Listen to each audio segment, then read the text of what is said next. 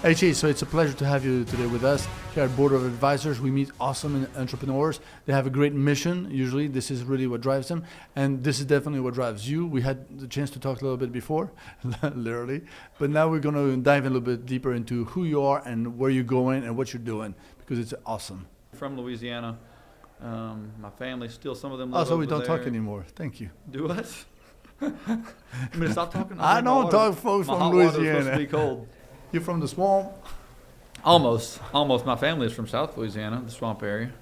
But story on that, I was telling you before we were running the clip here, I got asked in IHOP, and when I first moved to Texas, I thought I sounded like Texans, but obviously I didn't, because the waiter at IHOP said, "Where are you from?" And she asked me to sing, She Thinks My Tractor's Sexy, which that did not happen. I was not about to break out and sing in the middle of IHOP, but How about I did here? get asked that. Nah, not here either. My wife can sing really good, but that's not happening. No, I will not be singing for anyone. But yeah, anyways, I got the country accent from Louisiana, I guess. Louisiana. And that's where I started business as well. I got to start in construction when I was probably 7 or 8, building tree houses and clubhouses and deer stands, and with my grandfather first. And then when I was in college, I got into framing with the framing crew on houses in civil engineering school. God just kind of culminated all those things from the time I was little. And now I still get to build houses. I still get to build bigger stuff than houses. And land development and those kind of things. So it all started when I was little, playing around with wood and hammers and nails, and now I get to direct people in that. So what brought you to Texas? Yeah, that's a This great area. question. Yeah, the great question. I was in Louisiana going to school for civil engineering, but at that time realized I don't want to be an engineer. I don't have that was my personality. I wanted to own and run a business, and I wanted to do it also with a mission mind in it. My heart for Jesus is something that's drives everything I do every day. So I started looking for a school where I could study business and I could study ministry, missions at the same time. That led me to Dallas Baptist University, where also doors opened up for me to start leading their construction department there at the university. Starting off with little bitty remodels for $100,000 to the last project I did for them was about a $17 million multifamily living learning college with restaurants and all that kind of stuff. So my background in construction from the time I was 6 or 7 kind of led into that. And then I left there and started my own companies, which is kind of where I'm at now.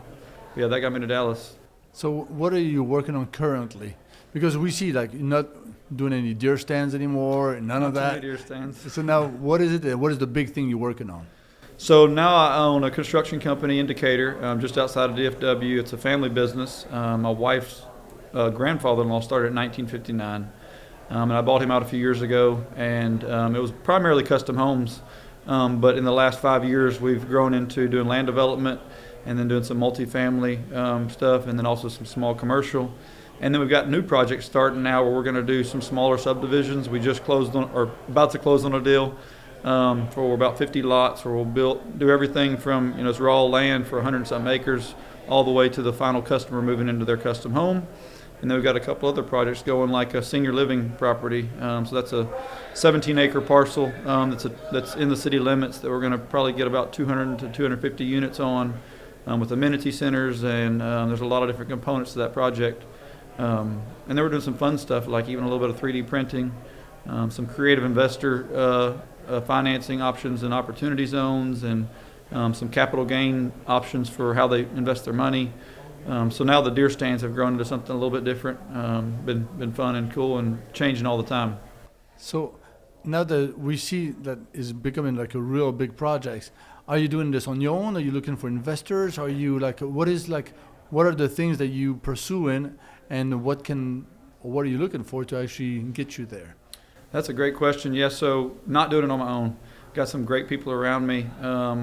Like I said, our family's been one of the differences in us and some developers and stuff is we've got so much going on within a 30, 45-mile radius of where we're at. It's all really close to home, so relationships have been built there for the last 60 years.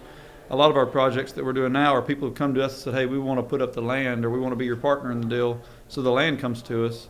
And then I've got good pieces to the puzzle in our management team and in-house counsel and financial team to make all these things possible.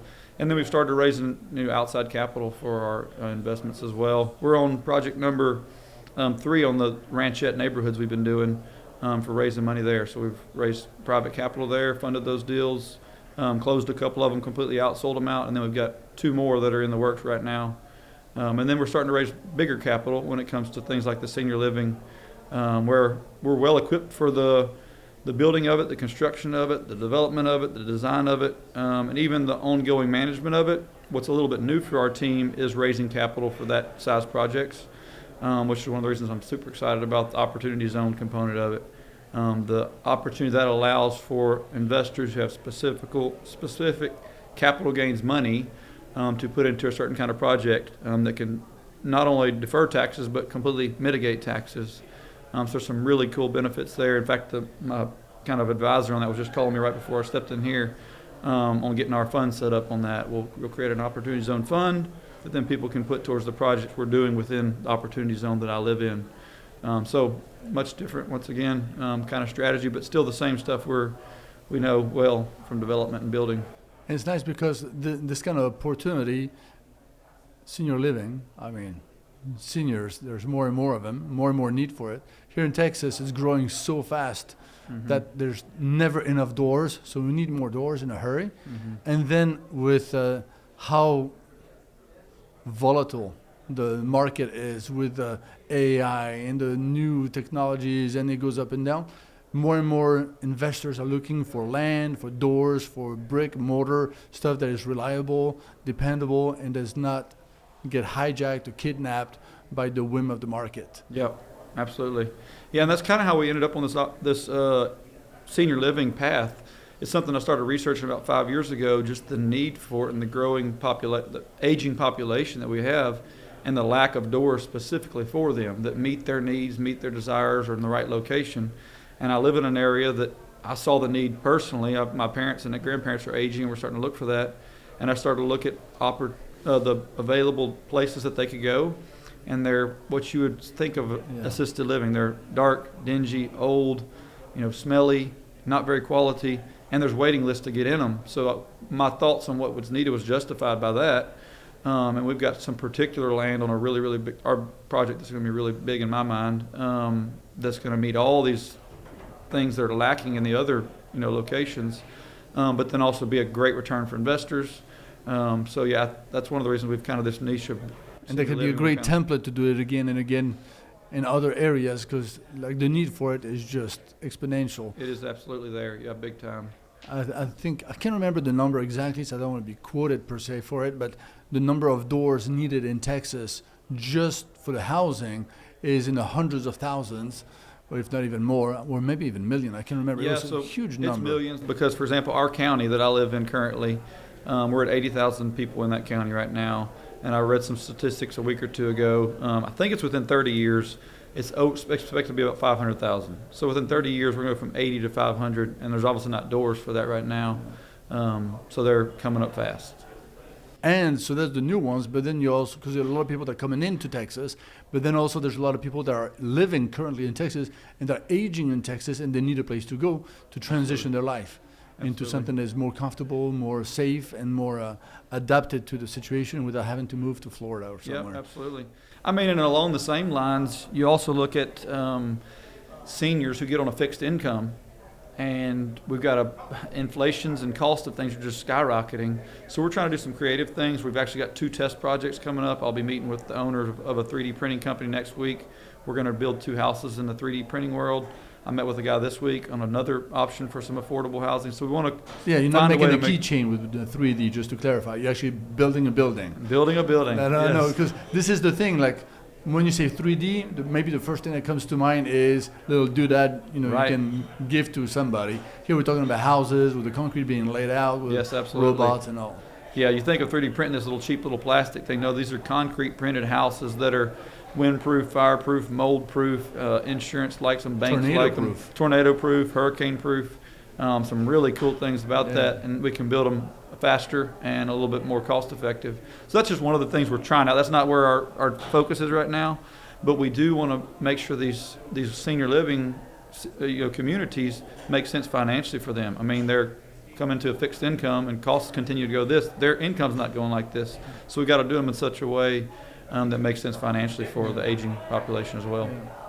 That's very nice. So now, if you were looking to, who is the partners you may be looking for to take this thing, not just on a small scale, but eventually carry that message? Because you said, you're driven by faith, you're driven by the responsibility of being a good citizen and to cater, and you can totally relate to the need because of your own family and what you have experienced. So evidently you would love to grow it because the need is incredibly huge. Mm-hmm. Who are the people you're looking for to bring on board on this awesome mission?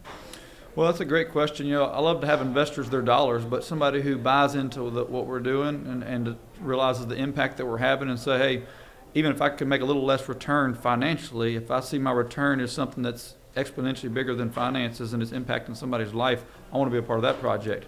So investors and partners who buy into the growth without the greed in the mindset. Exactly, yeah. And we all want to make our money work for us. Yeah, but if somebody... That's what I said, growth. But without that greedy angle that it eventually turns an angel investor into a vampire that goes over the project. Angel right? to vampire. We don't want that. You don't want that. No. We definitely want people who buy into what our heart is. And I think anybody who gets to know me and our team knows that is truly our heart. It's the reason we wake up every single day. I have a little quote on my phone. I see it every single day, and I mark it off my to-do list just to remind myself. It says, live your life for something worth giving your life. And that's a reminder to me that said, hey, if I'm just going out and I'm doing something that's not worth literally giving my life, would I be willing to die almost for what I'm doing, then it's probably not worth my pursuit. Now, other days I fall short of that, absolutely. But if ultimately at the end of the day I woke up and I lived my life to be a great husband and a great father and a great leader for my team, and do business that's impacting these seniors' life or these other people who we're building properties for because it makes their life better or gets them the right kind of relationship or people around them, or we can have an impact on our community that helps people who are in need, that's worth giving my life for. So we try to do that day in, day out, live our life for something worth giving our life and use our business platform to do that. Anyway, Chase, it was a pleasure speaking with you, and I really like the way you really carry the conviction in the way you really want to build a business. And it reminds me a lot of people that plant trees. They may never sit under the shade of that tree, but they know that it will sustain shade for the ones coming. Mm-hmm. And when you take care of building awesome buildings that will live and last beyond your years, you can see that you're driven with a heart, not just with a pocketbook or something. So I love that. So thank you for joining us and sharing with us your experience and your goals. Absolutely. Thanks.